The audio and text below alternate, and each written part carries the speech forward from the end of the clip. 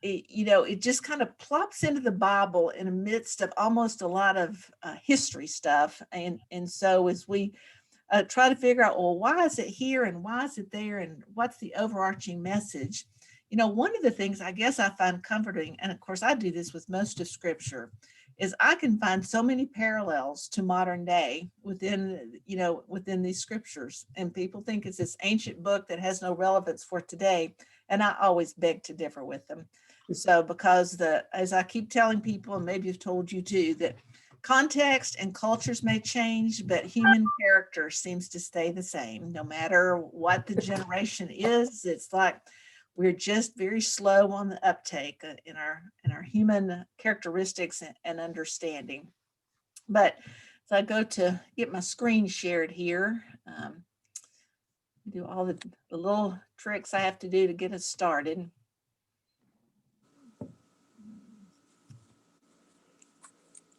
You think I'd get faster at this, but I don't seem to. But we are in our third week, and the phrase that comes out of this is "for a time such as this." And it was interesting. Mike Stallings had no idea that this lesson was up and coming, but just last week he sent in a devotion, and this was the topic of his devotion, was a time such as this. And we really begin by talking about, what situation or what conversation or what relationship may change the trajectory of your life as to where you go. And, and I always think of some personal stories that I hear from people, particularly as related to their careers. My brother-in-law, Robin's brother, graduated from UT with a degree in nutritional science. And he went to work for the seal test plant in Memphis. And while there, he helped run an assembly line, and it wasn't the best of jobs. It's your first grown-up job. And it was, working with people on an assembly line that he said he had to retrain every day because they forgot from the time they went home to the time they came back what the work was to be done. But he was on an airplane traveling somewhere, and a man sat next to him, and they got into a conversation about what it was that he did. And the man took an interest in Colin, that's his name, and said, well, I have a small brokerage business, which means that he was the middleman between those who produce products for food and those who use it within their manufacturing. So he had this brokerage business, and he said, maybe you'd like to come and work for me. So it was just he and his son that ran this. He was the main guy, and his son did all the accounting work. Well, in time, his son didn't want to take over the business. He just liked doing the accounting things. He invited my brother-in-law into partnership. And so they grew the business, and it eventually sold to Kraft, and eventually that business sold to a bigger place. But it was that one conversation on an airplane that set the trajectory for the rest of his life. And maybe you've had experiences like that where you just weren't sure about things, but you had a conversation or you met somebody and it really changed. And maybe not just from careers, but how you thought about things, or gave you new insights and kind of turned you into a new way of thinking that maybe you would not have ever thought of before. And that's really kind of what this story is. And as you kind of get into the story, one of the things we'll talk about is, this phrase from it is, what is you were created for a time such as this. Well, I would interject, we're created for all time. And the question is, when we have opportunities, are the opportunities that if we miss them, are they gone forever, or will somebody else pick it up and do the work, or whatever it was there? And you have other opportunities down the road. So I'm going to just plant those seeds inside you to think about as we kind of move into this, because one of the questions that people often ask is, what is my purpose? And, what's going to change? What are we going to know about our purpose? Now, sometimes we get real hung up on this, because what we're often saying is that what's my purpose is I want to be able to see it ahead of time and then I'll go and fulfill it. But sometimes our purpose is only known to us in hindsight. I think about my first appointment and when I went into ministry. I was appointed to Beaver Ridge Church, and only when I left Beaver Ridge did I really see what my purpose had been there. There was an unhealthy pastor situation when I arrived at that church. There was a lot of brokenness and unsurety. People had kind of pulled away. And I realized in looking back that my purpose in that ministry was to bring hope and healing to a suffering congregation, to remind them that God was still there, it was going to be okay, and that it would all be all right in the end. And it was. And so sometimes we don't know what our purpose is until we kind of look back and see where God has placed us into situations. And if, how do you know if it's accomplished? Well, you may never know. You may never. And I think rearing children is that, sometimes you pour all this into children or relationships, and you don't know, you don't kind of get to live to see, well, is everything that we had hoped for been accomplished within them? And but the question that some people want to raise is all this preordained? Has God got this plan, and we're just kind of following through, making sure that everything that He wants gets satisfied, in the end of it? And we're going to debate that question as we finish up here. And really, is it purpose that we have, or do we have multiple opportunities? And it's whether we go into that opportunity or not that establishes whether we are the way that God's purposes get finished. And if we miss that opportunity, one, will another come along that we might fulfill, or does someone else fill the opportunity that we might have missed along the journey? So those are just some questions that kind of get us started. And as we move into this book, I want to give you just some overarching details about it. This is what they call as an etiology, which is etiology is the study of causation or origination. And so to kind of impress you with a Greek word that I cannot pronounce, it really means given reason for, or the answer to the question of why are things like they are, or from where did this originate? So the story of Esther explains the beginning of a Jewish festival that continues unto this day called Purim. And it was not found in the book of Leviticus because it was added after the days of Moses. So it was a newer festival, a newer holiday, if you will, within the Jewish people. And remember that much of the Jewish people's services and festivals are always about remembering God's presence and protection in the past, because it was almost like the Jewish people have always been destined to a time of heartache. But the overarching message for them throughout all these centuries up until today is that things may seem bleak, but God never abandons you. And so this is another festival that shows that particular truth, and it's called Purim. Now, the author of the book of Esther is thought to be Mordecai, because we find that kind of toward the end of the book, where it's not in the beginning, which sometimes it is, but it says this: so Queen Esther, daughter of Abihail, along with Mordecai the Jew, wrote with full authority to confirm this second letter concerning Purim. So in the end of the book, you kind of get that this telling of the story, and here's the reason why it was told, and here's the people who told the story as it is going to be recorded.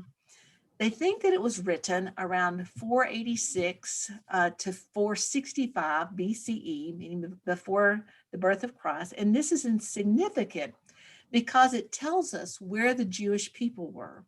I remind you that the fall of the southern kingdom, known as Israel, was there in 586 or 87.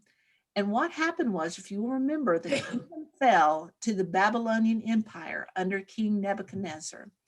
And King Nebuchadnezzar drove the people out, and they lived in Babylon under his authority. And they gathered there, they began to build homes, they began to assimilate in small communities of 10, or every time there were 10 Jewish men, they could form a tabernacle or a sanctuary space. And they integrated, but they called this time where the Jews lived in diaspora, meaning that they lived scattered. Well, then the Babylonian Empire fell to the Persian Empire. And it was under the Persian Empire, particularly Cyrus the Great, in which he authorized and said that people could come back into Jerusalem. They could resume their city, they could resume their religion there if they wanted to. But oftentimes, what happens is when people are driven to a new area and they form a new life and they have relationships and family and really a life in that community, going back to a homeland has lost its desire after a certain period of time. For example, there were thousands of people that came to the United States from Ireland during the potato famine. Well, when the famine had passed and they had established communities here in the America, they weren't interested in going back. They've established a new life, a new identity, a new place. And so many people decided to stay in the area of called Medo-Persia, which right now is about where Iran is. So many people didn't return and they stayed there. And the king that they served under was Zerubbabel. Now, they were very educated people. They were literate. They understood much, but they also were very devout in their practice. And so they honored the government under which they lived, but they did not honor that government's God. They honored the God of Israel. And so because of that, though, they often were not very open about it. They assimilated among themselves, but they also sort of assimilated into the area of Persia. But because they'd already faced ostracization in their previous countries, they'd already experienced oppression throughout their history, they just did not make a big deal to the outsiders about their religion, but inside they were very, very faithful. Now, so much so that Esther's name was a Persian name given from the pagan god Ishtar. And her older cousin, who we'll talk about in a minute, his name came from the Babylonian god Marduk. And Marduk, there's a lot of historical information about him and about what happened in that time. Both of them, like I said, were strongly nationalistic. They bought into everything that the Persian Empire told them to do, but they were very devoted to the God of Israel. Now, some have always taken exception to the book of Esther because they said God's name is never mentioned in the book of Esther. But, I kind of beg to differ because God, their allegiance to him illustrates his power. And so even though it may not be written, there's no doubt that God is present in the book of Esther, and that the obedience of Esther and Mordecai are the very face of God as told through this story. And so, yes, I think it is very much a story about God and God's wisdom upon them. Now, the story is set in the king's palace in Shushan, which is the Persian capital. And like I said, it's located north of the Persian Gulf in what we now know as modern Iran. And it's during the time period of King Ahasuerus, except most of your Bibles will define them as King Xerxes. And I've misspelled it there. It's Xerxes, Xerxes. The X's have the Z sound. And there was a Xerxes the first, second, and third. And so, but this particular king ruled from 485 to 465, hence when the time of the story was written. At this time, the Persian Empire was at its height. And every time I read about all these empires, the Syrian Empire, the Egyptian Empire, the Babylonian Empire, and now the Persian Empire, the Greek Empire, the Roman Empire, it's like if you're an empire, you're just destined to be taken over by another empire. But this is the story, and this is in the height of that. There were 127 provinces associated with this empire, and it stretched from India to Kush, also known as Ethiopia, in that period of time. And that is all told to you in the first verse of this particular book. Now, the main characters of the story are Esther. And just as I told you what her Persian name was, well, her name translated into Hebrew, though, means myrtle, which is another name for beauty. And we get this description of her as found in a portion of the second chapter. This young woman, who was also known as Esther, had a lovely figure and was beautiful.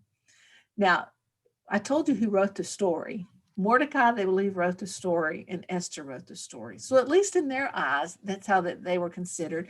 And maybe they're repeating what had been said about them. We know that Esther's parents died when she was young because scripture tells us that. And she was adopted and raised by her oldest cousin, Mordecai. And he raised her and taught her as his own daughter. So that's how close their relationship was. They were cousins, and yet apparently there were quite a number of years in between them, and he took full responsibility for her. Now, Mordecai, he held a high office in the Pedo-Persian court, and because of that, he had access into the palace. So he was a government official for the Persian Empire. So it's like, this is my day job, but my religion is still going to be for the God of Israel. So this is what is said about him in the 5th and 6th chapter, verses of the 2nd chapter. Now, there was in the citadel of Susa a Jew of the tribe of Benjamin named Mordecai, son of Yair, the son of Shimei, the son of Kish, who had been carried into exile from Jerusalem by Nebuchadnezzar, king of Babylon, among all those taken captive with Jehoiakim, king of Judah. So we get his whole ancestral history here. And you're going to see that the very first part of this, that he's from the tribe of Benjamin, is going to be significant in the telling of this story. Jewish people did a wonderful job of always passing on their oral tradition and their generational history to their people and finding their identity within that. Because he was of the tribe of Benjamin, he was also, which King Saul was, the first king, he was related then to King Saul, who was also of the tribe of Benjamin. Other significant characters are the King Xerxes himself, and I'll be dog, I misspelled that again. I'll get it right here as we move. And his wife, who is known as King Vashti. Now, there was another significant person who is what we call the villain in the story, and his name is Haman. He was King Xerxes' chief official, or otherwise known as the prime minister. So he was second in command, if you will. And this is how he is portrayed. After these events, King Xerxes honored Haman of Hamadatha, the Agagite, elevating him and giving him a seat of honor higher than all the other nobles. So it's basically, and like I said, in modern language, we'd say he's second in command.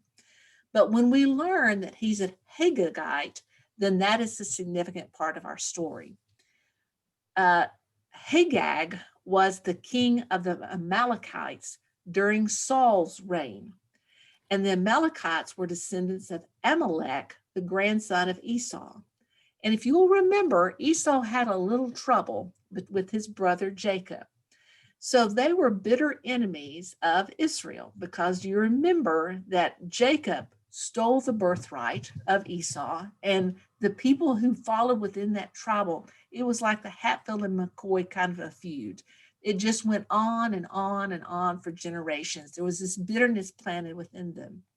And when I talk about the modernness of the story, it is still that same bitterness between tribal areas that exist in many parts of the world today, particularly in the Middle East, particularly in Africa. They have a long history, and they have a long memory for how all of this kind of stuff, occurs, and the separation it creates if they're never resolved within that. So in the days of Moses and Joshua, the Amalekites treacherously attacked the unarmed Israelites as they passed through the Sinai desert, and they never forgot it. And so the Israelite people have been at war with the Amalekites, their ancestry, for all these kind of years. So what you're seeing here is it's setting the stage, because King Saul was told by God to destroy all the Amalekites. But scripture tells us that he was not obedient. And one of the things you kind of get from the gist of this story, if King Saul had done what he was told to do, then this, what will now be an annihilation of more Jewish people, would never have occurred. So it's continuing on. So here we find that the descendants of King Saul and the descendants of Hagag are going to meet some 600 years later, and they're still in mortal conflict. basically the Jewish people against the Amalekites.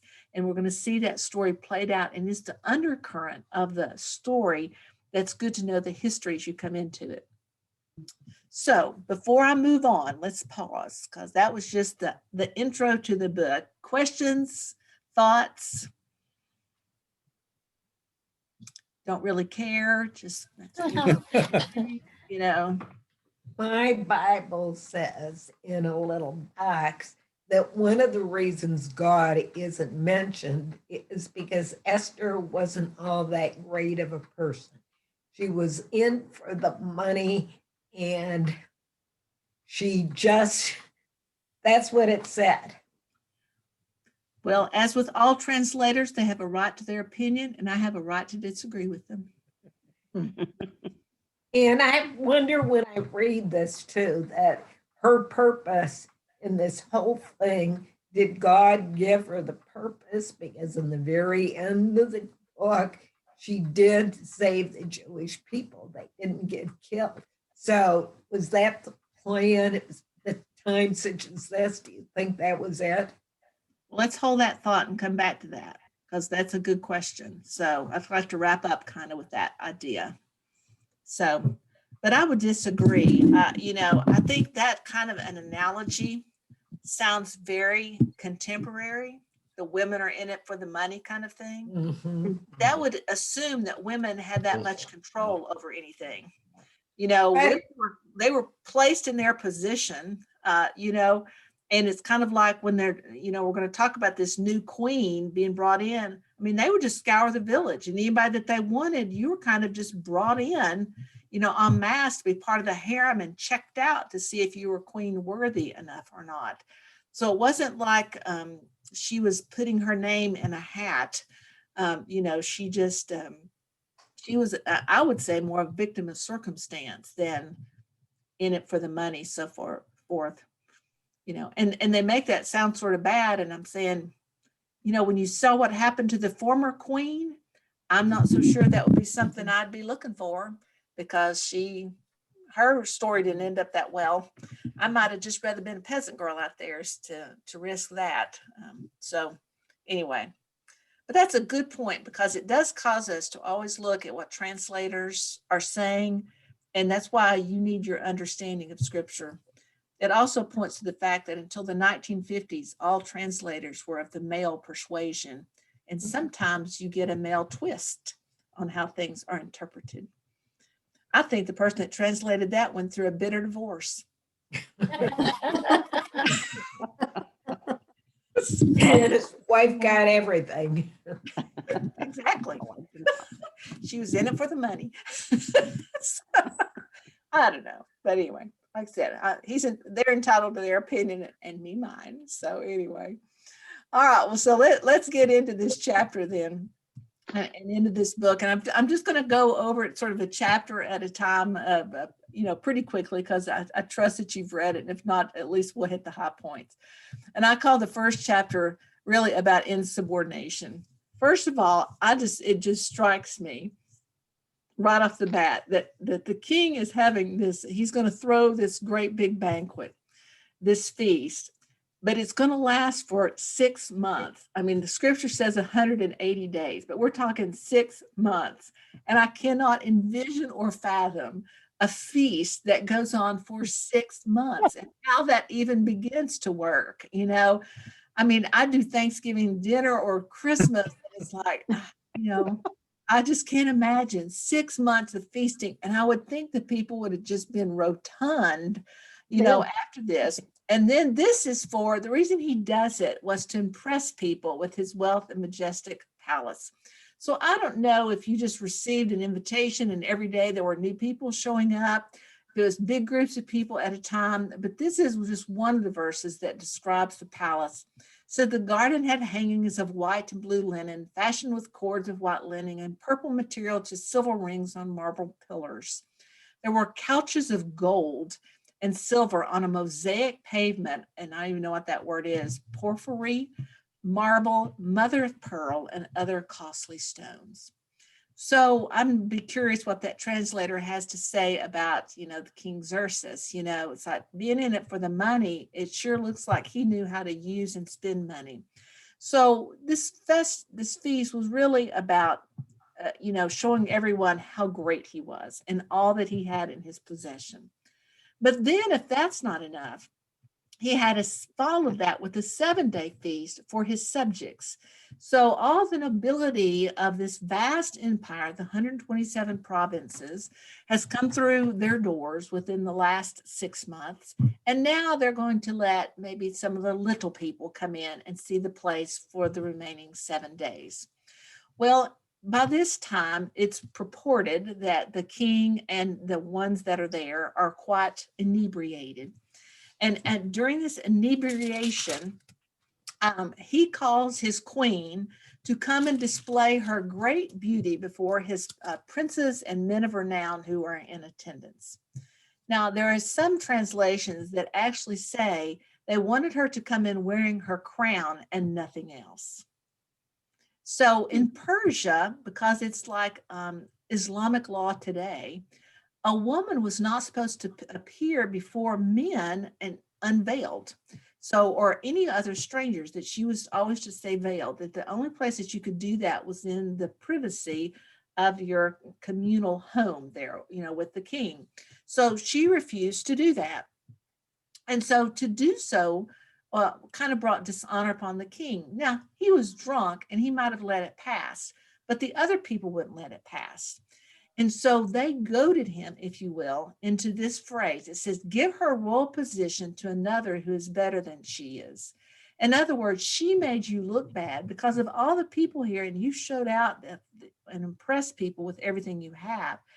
Everyone is to bow to you, and she doesn't do that. So you just need to be off with her. And so off with her they were.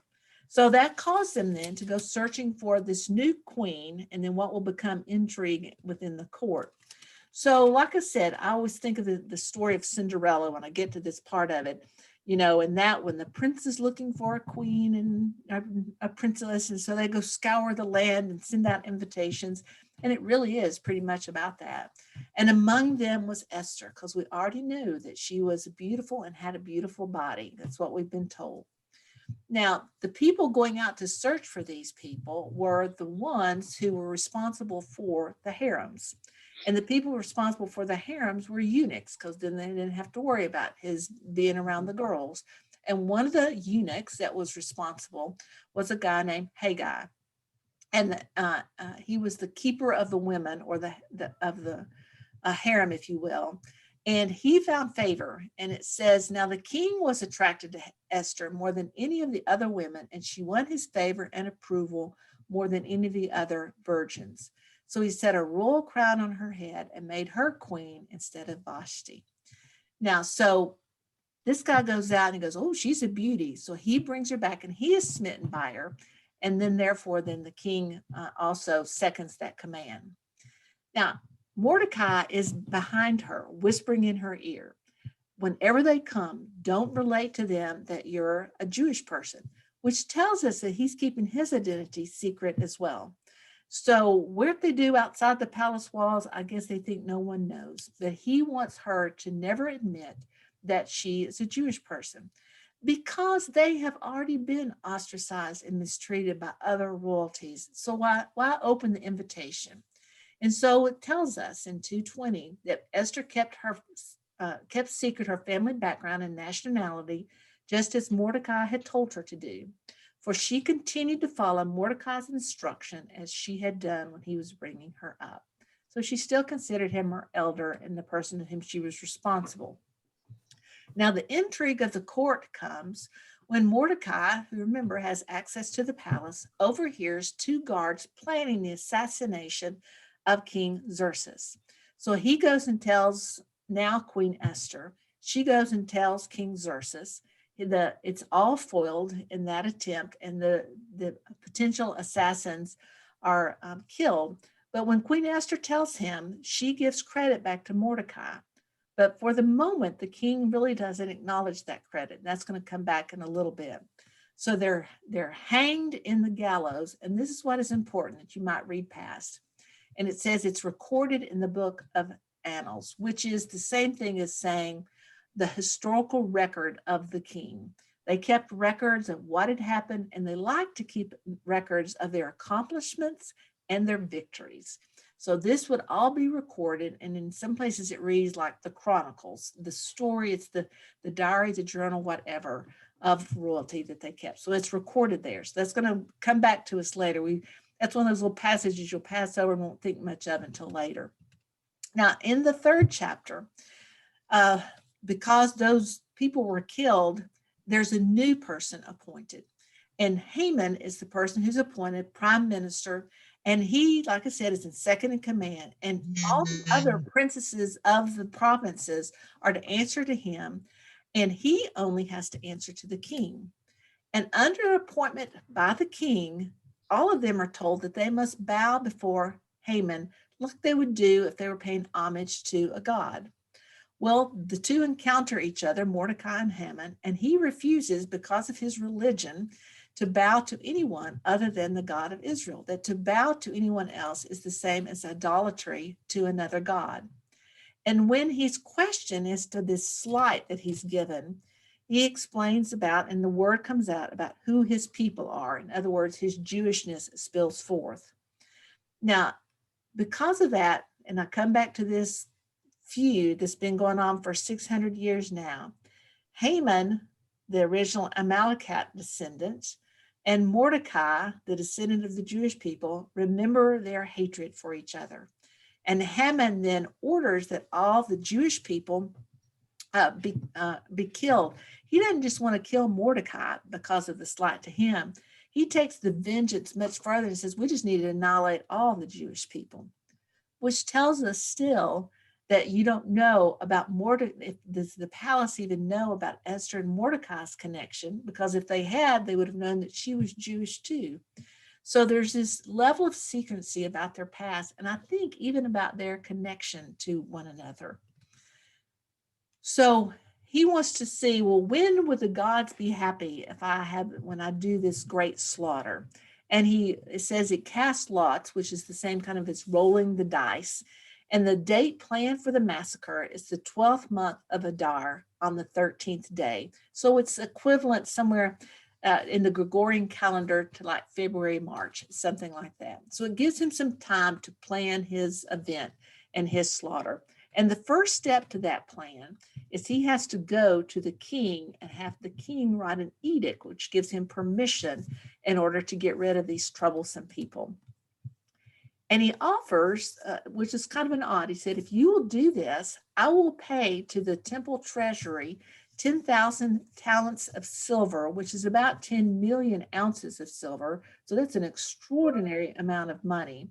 And they're going to pay it. And the question that remains for biblical scholars, well, why was he doing that?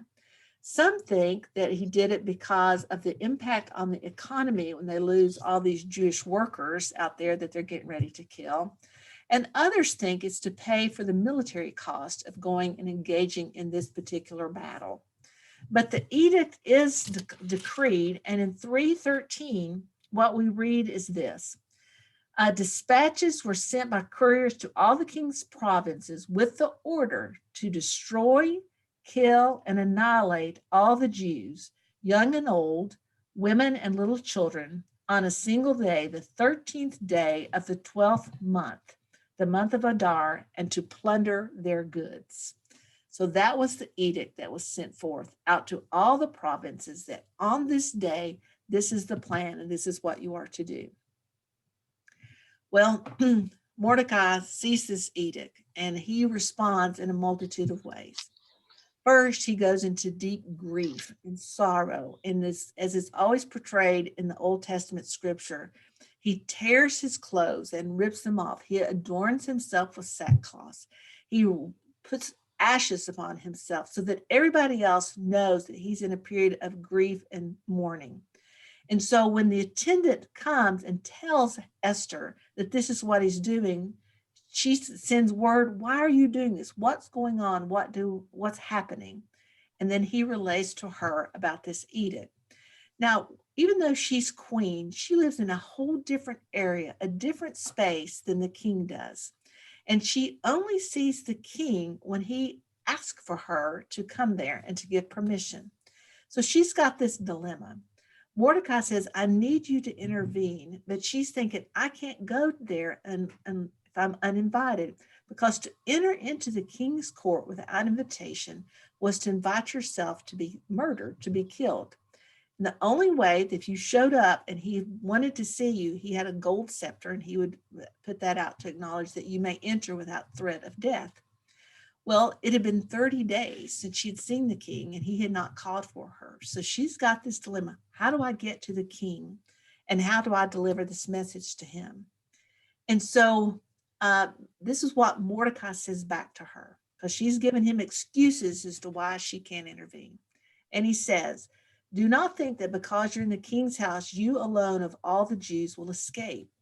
For if you remain silent at this time, relief and deliverance for the Jews will arise from another place. But you and your father's family will perish.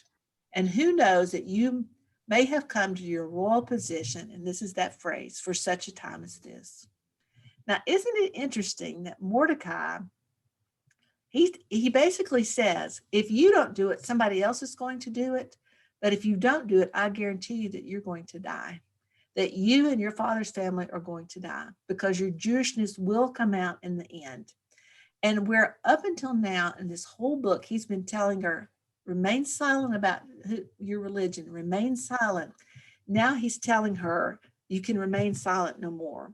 Now it's time to speak up, because if you don't do it, you're going to perish and somebody else is going to be tasked with this. So you're in the spot now, and this is what we need for you to do. That's why it's always good to have that in context for a time such as this. Mm-hmm. Well, her response, and it's the first thing that she tells Mordecai, is to gather all the people to fast and to pray. And so this is what we see in the 4th chapter, verse 16. Go gather together all the Jews who are in Susa and fast for me. Do not eat or drink for 3 days, night or day. And I and my attendants will fast as you do. And when this is done, I will go to the king, even though it is against the law. And if I perish, I perish. So it's this surrender of herself to prepare herself and to ask those around her in her faith community to pray. She knows she's got a task to do. There's no escaping it. There's no walking away from it. I've got to go do this. If I perish, I perish. And I see these semblances of Christ in here. It's a 3-day fast. It's a 3-day wait and see. Is it going to happen the way that we see? Christ is crucified. We've got a 3-day wait. And, and his was, I perish. And this is what she's offering herself up. So it's this sacrifice of going, somebody's got to make a stand and somebody's got to do something, and it must be me. But I'm not going in there until, one, I know that others are around me. And in those prayers, no doubt, come the prayers, the answers of wisdom, because she has a plan after that. So she shows up, she's dressed in her queenly apparel, and the king lays eyes upon her, puts out the golden scepter, which spares her life for showing up. And he remembers, like he'd been in a fog, how lovely she was and how much she means to him. But he sees that she's in distress, and he asks her, well, what is it that you want? And she delays him and says, well, come to a banquet tomorrow. I want to throw a banquet in your honor, but I just want you to come to a banquet tomorrow. And he's touched, and she invites his second in command to come too. So they come to the banquet, and he asks her again, what is it that distresses you so, my queen? And again, she says, I will tell you later. She doesn't tell him right then. And so in the meantime, while they're waiting for this next banquet to occur, Haman and Mordecai have another encounter. And once again, Mordecai does not bow to him. And so he's just getting tired of waiting for Mordecai. And so he has some gallows built that his intention is to hang Mordecai from. Sometimes in scripture, it says to mount upon a pole. So oftentimes what happened, and this is they learn this from or you'll see it often in the Assyrian Empire. But after they killed someone, they would take and mount their head on a pole and parade it through town, sort of as a threat of intimidation, so that to anybody else, if you act this way, this is what will happen to you. So it's a very powerful threat.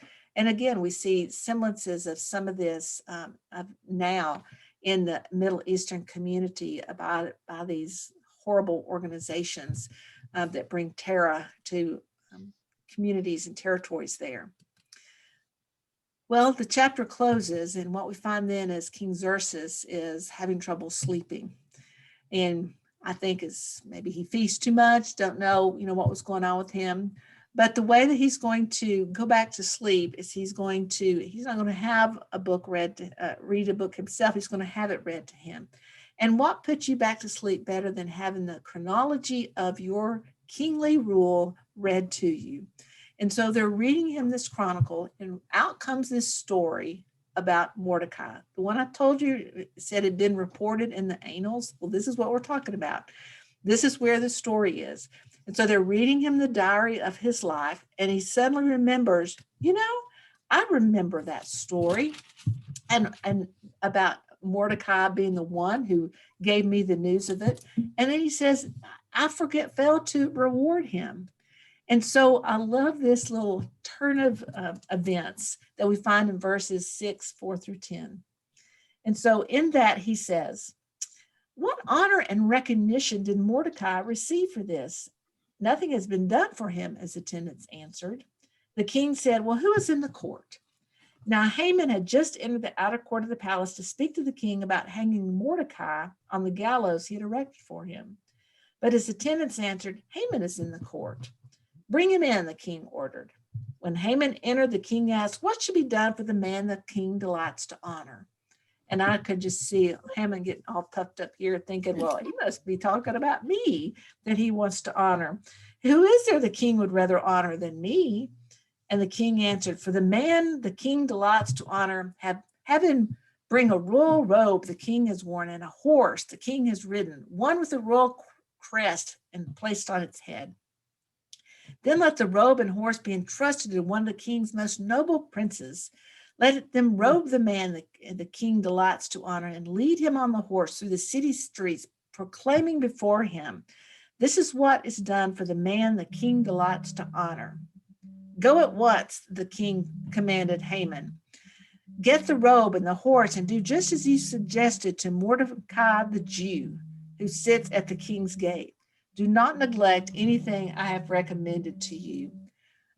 This story, can you not just envision, hear this pompous thinking that he's second in command and everybody but the king is his and that he's the one that should be honored. You just see this very crestfallenness of him inside that. And, and now he's just stumped. Well, now what I do? I've got these gallows built for him. And instead, now I have to go and get a crown, a robe, a royal horse. I got to get a prince so that we can mount Mordecai up it and parade him through the city and give honor to him. Well, how do I possibly now ask the king to kill him? Well, the story continues. And so Esther finally admits to the king what it is that she wants him to do. She speaks of this decree that is out to kill all the Jewish people and has to reveal then her Jewishness. And the king says, well, who is it that has named all these people as being troublesome? And she gets to point the finger at Haman. Well, the king is enraged and he leaves the facility and the queen is there on her golden couch. Well, Haman knows he's in a lot of trouble. And so he goes and falls down upon her, upon which the king comes back in. It sounds just like a salacious kind of soap opera story, I think. He enters at just the right time as he's laying across her. The king thinks that Haman is molesting his wife. Well, the gallows that he built for Mordecai, he finds himself hanging from. And so just talk about this whole twist of a story. Like I said, it's a great story. It'd make a great movie. And so as the story concludes, Mordecai makes a promise to her that, about the edict and takes care of her. So Mordecai is promoted to Haman's position, and she makes another plea that the edict be taken away, but the edict be removed. However, there's a problem. In the Medo-Persian government, you can never repeal a law. So what he did was he sent out a new edict to complement this one. And what it did was it said that the Jewish people had every right for self-defense. And if they defended themselves and in the process killed Persian soldiers and military, then no harm would come to them. Now, I don't know about you, but it's kind of like, a little story about, well, this is the best we can do. And that must have been a hard thing to swallow. But at least the Jewish people felt like they had a fighting chance. Otherwise, they were just lambs to the slaughter. Well, when the story ends, scripture tells us that there were 75,000 deaths of Jewish people within all the 127 provinces. And there were 400 in that very city, the capital city itself. But to kind of compensate, one of the other things that happened was that the 10 sons of Haman were hanged on the gallows so that it would they hoped forever put an end to this blood revenge that was happening throughout the province. Well, of course, we see that doesn't happen, that there's still ongoing conflicts. And then as you get to the very end, it talks about the institution of the Purim, this festival that was the whole reason for the book to begin with. They tell you the story that led to a new festival and a new way of honoring that God had stayed with the people. And instead of mass amount of all Jewish people there, millions being killed, it was the subset. Now, if you remember the subset family, it doesn't make you necessarily feel any better. But this is what it says in the 9th chapter. Mordecai recorded these events, and he sent letters to all the Jews through the provinces of King Xerxes, near and far, to have them celebrate annually the 14th and 15th days of Hadar, as the time when the Jews got relief from their enemies, and as the month when their sorrow was turned into joy and mourning in the day of celebration. He wrote them to observe the days as days of feasting and joy and giving presents of food to one another and gifts to the poor. So the Jews agreed to continue the celebration that had begun, doing what Mordecai had written to them. Now, I will say that there is a 10th chapter that I'm not necessarily going to hit. There are some who believe that it was added to kind of make a nice little tidy end to the story, if it will, to a more fitting conclusion. And so, it's a very short little chapter about kind of the celebration of Mordecai and who Mordecai was, and about him and Queen Esther working on behalf of the people. But Purim, the festival that would come out of this, was named after the word pure, because it said that Haman cast lots, and another word for lots was the word pure. And that was what was cast in order to destroy them. And so the day became, according to scripture, feasting and a joy and of sending presents to one another and of gifts to the poor, so that the memory of that would never cease throughout generations, just like the other ones were always Passover, all the other things. So I want to come back in just a minute. But before we get on to, that was I hope y'all are waking up. That was like a little bedtime story with killing and intrigue and scandal and everything else. But looking at this story, just throwing it out there, what do you think the lessons that God wanted us to hear from this particular story? Why did it make it into the canon so long ago that people needed to hear this story? Oh, I think the lesson is God has a plan for all of us. We might deviate from it, but he does have a plan. But the question is, are we doing what his plan is? Okay. And it could be something very small. It could be something daily.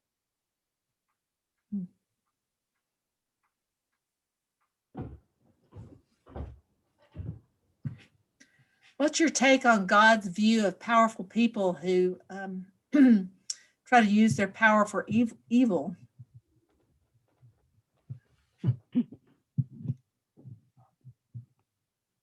I'm sure he didn't care for that. Well, from what all he did. Yeah. Do you see a modern day relevance that, sometimes powerful people are brought low and their plans are thwarted, perhaps? sometimes we live long enough to see it, and sometimes it may happen after our lifetime. But when you hear Jesus coming along teaching about the powerful will be brought low and the low will be raised high, this story, it all has echoes of that story, I think. It does. Anything else you pull from it? I like what you said about Esther's story has a semblance to the story of Christ. Mhm.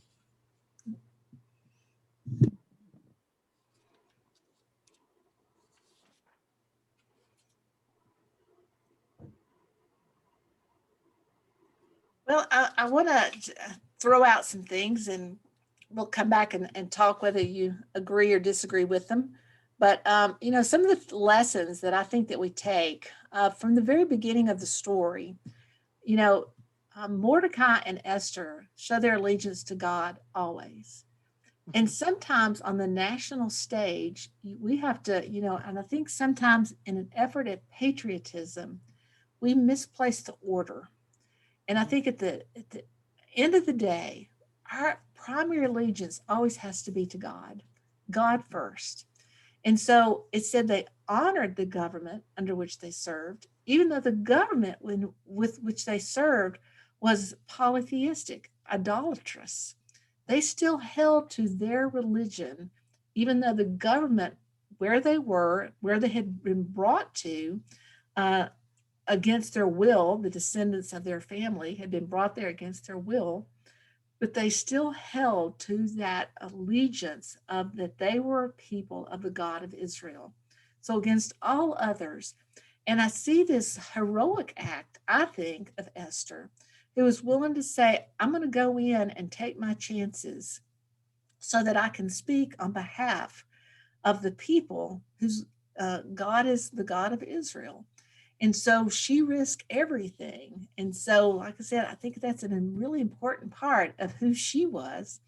And that Mordecai knew that there comes a time when religion, you may be able to keep quiet about it, but there comes a day where you have to step up and own it. And, in so many times, this particular story in that realm of it reminds me so much of the holiday we just celebrated with Martin Luther King Jr. His thing was, he was respectful of the country, the land, the laws, within the land, but he felt a higher calling that was not what God wanted for the people. And he too laid down, I'm going to do all that I can within my power to peacefully come and make this change. So I just see this true relevance of that story even into modern day. And the other thing that I see in Queen Esther is, she never knew when she was going to have to make that stand. And Mordecai kind of urges her on. It says, you can stay silent. You have the choice. And the opportunity will pass you by, and maybe it will fall upon someone else to make the stand. But, you never know when that time is going to come that you're going to be called to do that you're going to be the one to speak up. And, it's like you said, Jamie, it might be even something as small as I've got to stand up and stop this discriminatory talk, or to cease this joke that's irreverent to other members with whom we share this earth with. It can be in very small ways, but there's times where you are asked to stand up and make a stand. And by your silence, sometimes it indicates complicity. And we can't be silent. That there comes that we've got to come up with that. The other thing I loved about Esther's story is before she acted, she stopped and she prayed and she fasted, and she brought community in there to do that with her as well. And I reflect back upon Martin Luther King, for whom prayer and his relationship with God and his understanding was central to where he found his peace and comfort in days filled with much anxiety and stress and struggle. And so every time that we're asked to do something, can we begin it with prayer? Because I believe that it was through these prayers that she gained her wisdom as to the plan. That she didn't have that necessarily planned, but I think in that time of being set apart and thinking and concentrating on that that before she could move into action, she had to exhibit prayer and patience so that she could gain godly wisdom. Now, there are times where we don't have that luxury. We're in a situation, if we don't speak up now, we don't have a few days. But because she knew the time frame for this event, which I think is, really interesting, she knew how many months and how much time she had to before this event was going to take place. She stopped and she took the time to do that. But like I said, sometimes we don't get that. And that's why daily communion and devotion with God in every aspect of life is really important. And the sad thing is that sometimes the outcome still isn't what we wanted. Hester wanted the whole thing to just be taken off the table, that it wouldn't even have been a conversation. But the powers that be, the nationality, overruled in this point. And so death still happened. But the thing I find really interesting is that the Jewish people still saw it as a day of joy. For yes, they lost people, but they didn't lose as many as would have been. And so it was kind of, if you will, looking at the glass half full kind of thing almost. It's like, yes, this has been really bad, but it could have been so much worse, because we could have really all been destroyed in the midst of it. And so it'd be like the people from the Holocaust going, well, I know millions of Jews were exterminated, but at least we have a remnant that's still here. And the Jewish people throughout their history have always clung to that even in the midst of oppression and killing and everything else, they've always given thanks for the remnant that remains. And I'm not so sure that the rest of us do that as well. We spend so much time looking at the grief that we don't find the joy that God is still present amongst the living and part of that. And so they celebrate that it was not as bad as it could have been. And like I said, I think that's a hard thing for us to think about because we mourn and feel very deeply. But they realized how much worse it could have been and are thankful that because of the remnant that remained, that their religion would carry on. So any comments on those thoughts or those lessons as to feedback as to what you thought about those things? I think think it it's made it more extremely clear when you powerful. brought out these things.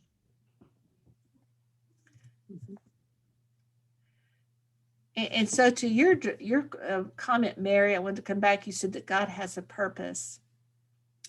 I would agree, but when I say that, I always want to be clear that it's not like we're born and God has this blueprint and he knows exactly, like he's already filled in our purpose. I think our purpose truly is to always be in love and obedient to God. That's our purpose. But whether the purpose is fulfilled or not, though, depends upon how we react to the opportunities that come before us. So there are always going to be places where we can show up and be who God needs us to be. And if we're following God's purpose of being the one who speaks up for him, who stands up, who feeds the hungry, stands up for the oppressed, practices forgiveness, when we do those things, then that is living into God's purpose in the situation in which we find ourselves. And so it's a global purpose applicable to any situation if we're in that daily walk with God. And I think that's why Mordecai said to her, this is your time, but if you pass it by, someone else will pick it up and do it. But he was imploring her that to live to the purpose, which was honoring God by her actions, despite what may happen to herself, he was imploring her that you will die not fulfilling what God has asked you to do if you don't speak up and do something. And so I think we who are planning kind of people and controlling kind of people, we want to think that every little thing about our lives has been laid out by God. And what God has laid out, I think, is I want you to be obedient to me, but the decision to make those choices and steps is where that free will piece comes in there. And so let me circle back to that airplane conversation with my brother-in-law. The opportunity was there, but he had to make the choice, use his will to choose it. He could have stayed where he was. He could have said, oh, I just don't know about that. I'm kind of content where I am. The opportunity was before him, but it wasn't like he couldn't act in any other way. We always have that choice, and God has always given that to people. You can be obedient and do what I ask you to do. But if it's truly God's global plan, it's going to happen in spite of us. And so let's fast forward to the New Testament and go back to that old story of the Magi. And we talked about this, I think, during our Advent. But do you remember the Magi show up first to King Herod, the king of the Jews, who should have known about the coming of the Messiah? He goes to the scholars and the teachers. Where is this supposed to be? And they, Magi don't show up into town and not cause some notice, because there's going to be a group of them. And they answer him. And it's it's King Herod and his scholars and scribes who should have taken off to go see the king of the Jews. They're the one that should have been expecting it. But when they didn't act, who did God use? Kings from Persia, or astrologers from Persia, to tell the story. So if one of us fails to do God's work, with or without us, God's work is going to be done. But what God is imploring us to do is, will you be part of the story and part of the work? Or are you just going to sit and thumb your fingers around and hope somebody else takes care of it? And that's where I think we boil down to what Jamie said about even the most minute thing. It's a place for us to live out our purpose and our calling, which is to be God's presence in the world. And I think what we see when I say God is part of the story, God was part of the story because by her obedience, Queen Esther became what God needed in the world. She became his servant, his representative, if you will, in this situation. So what do you think? Yes, that makes sense. Yeah. Well, good. I'm not doing that much these days, so that's good to know. So, I think it's huge. yeah. Very powerful lesson. Yes. Well, I want to close. I want to talk about this Purim festival because it is still a festival today. And, to be quite honest, I've not heard in our local community about this festival. Apparently, it's celebrated in other parts of the world more intently than it's celebrated here in our part of the world. But I want to and this is just because I know the information and want to share it with you. And I didn't, I didn't create it. But I wanted to tell you that, this is still ongoing. There is still the Feast of Esther, and it is on the Jewish month of Adar. It starts on the 13th day. And it says that they're supposed to begin the day by fasting and prayer, just like Queen Esther did. And in ancient times, they did that. But in more modern times, very few actually keep this particular piece of the festival. Also, the scroll of Esther is read in the synagogue at the beginning of Purim, which is on the 13th day of Adar, in the evening service. And then it's read again the next morning during the synagogue service. But when they read the name of that of Amalek, or when Haman's name is read, that they're supposed to clap their feet, hands, make all these noises, stomping their feet, booing. And they even have this special name for noise makers that they're supposed to shake as to cover up. We don't want to hear his name anymore. It's to drown out the sound of his name even being read. And in some cultures, they actually write his name on the bottom of their shoes so that his name is worn off as they walk through the streets during the festival of Purim. There is the gift of the half shekel. And it was before the scriptural reading, they pass a plate, and in that time, each male Israelite was supposed to donate a half a shekel toward the maintenance of the temple. So today they still pass the plates, and they take the gifts and they give the money to the poor. And it's usually coinage, though it's not dollars, it's usually coinage that they give, silver coins, in order to do that. There's also the time of gifts. And that is, they send portions of food delicacies as an outward expression of joy. And they also give gifts to charities to at least 2 needy individuals so that they too might enjoy the festival. And then there's the time called the foods. And there's 2 special foods, and I won't even attempt to pronounce them. Isn't it interesting that one is named after Haman, though? And that particular gift is a triangular pastry, this Hamatashin, or however you pronounce that, which is a poppy seed, which is German for poppy seed. And it's supposed to be reminiscent of a 3-corner hat that they believe Haman wore in his role as prime minister. And it's stuffed with chopped meat and minced onion filling and served in a thick soup. And then the other thing, a kreplach or something like that, is another one. No, it's the one, the kreplach is the one that's served in the soup, and the hamatash is a pastry.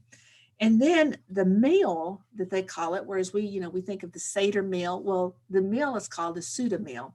And that's held at the close of the afternoon toward the end of the festival, and the family and friends get together and celebrate it. And then in some parts of the world, they have almost like a carnival experience. They dress in masquerades and costumes and carnivals. In some parts of the world, they consider that irreverent, and they have abandoned that particular practice, of doing that. Because in some parts of the world, they actually wore costumes in drag, if you will. Whatever sex you were, you dressed as the opposite sex, and that was considered irreverent in some parts. But the rabbis in some parts of the country still masquerade in costume, for this. And they have a parade in Tel Aviv almost every year that is in observance of Purim. So now you know. So, right? It's like things that you didn't know that now you know. You are very bright now. So are you still here?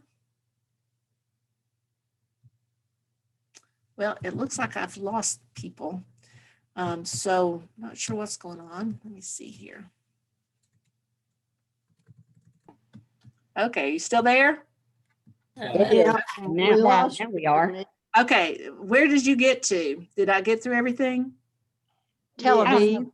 Okay, that was the end. All right, good. When I switched back, I lost you for a minute. So anyway, it's good